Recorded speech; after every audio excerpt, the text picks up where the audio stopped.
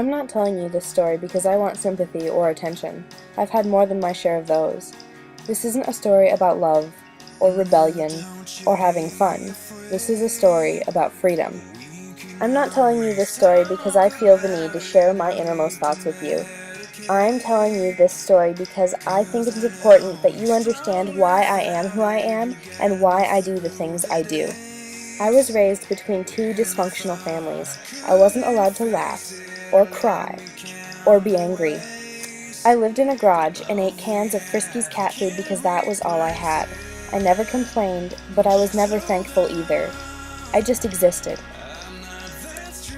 As I got older, my family was put in a better situation, and we moved to Thermopolis, Wyoming. I met lovely people who were very kind, but I felt like I didn't really fit in. No one understood what it was like to live the life that I did. About 6 months ago, I met someone who genuinely cared about my well-being. She brought me lunch when I didn't have the money or resources to do so myself. She took me home and introduced me to her family. They accepted me and cared for me the same way she did. I realized something at that point in time. Your family isn't the people you live with, it's the people who care about you and the people you care about. I found a family that cares about me and loves me. I'm allowed to laugh and cry and be angry. I'm allowed to speak, even though I wasn't spoken to.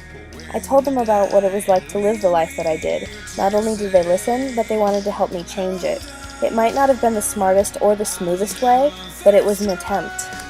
On a normal Tuesday in March, I walked down the street and climbed into a blue Buick and sat in the back with the dogs. We drove from 3:30 until noon the next day. I remember the signs. Welcome to Utah, life elevated. Arizona, the Grand Canyon State welcomes you. Welcome to Nevada, the Silver State. Welcome to California. I remember the sound of the highway at 80 miles per hour and how Las Vegas looks at 4 a.m. I remember the feeling when my bare feet touched the wet sand and when the coarse seashells crunched under my heels. And most of all, I remember feeling free. Right then, standing on Huntington Beach, staring out at the sea, I was free. No one would ever tell me that I wasn't allowed to laugh or feel emotions. No one. Never again. I stayed on the beach until sunset, at which point I went to our rented motel room. I took a long, hot shower, and I let the salty breeze dry my hair while I scratched the dog's belly and watched a ridiculous show called South Park. When I finally fell asleep that night, I felt like I was floating. I was free.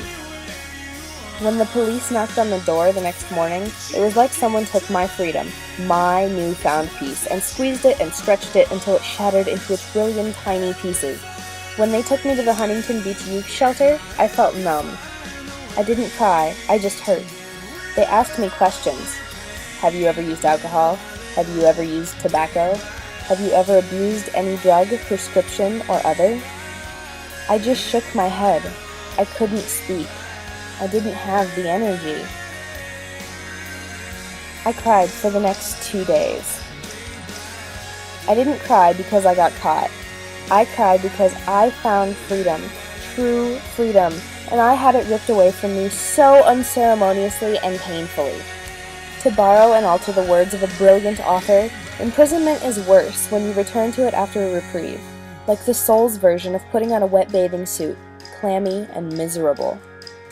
Like most unhappy stories, there is light at the end of the tunnel. I might not be allowed to show emotions now, but in 524 days, I will be allowed to feel anything I want. Even though I must wait, I will feel that freedom again. And when I do, I won't let anyone take it away from me. Ever. And when people ask me what drug I'm on, because I'm not quite right, I can smile and say freedom. It's always a good time.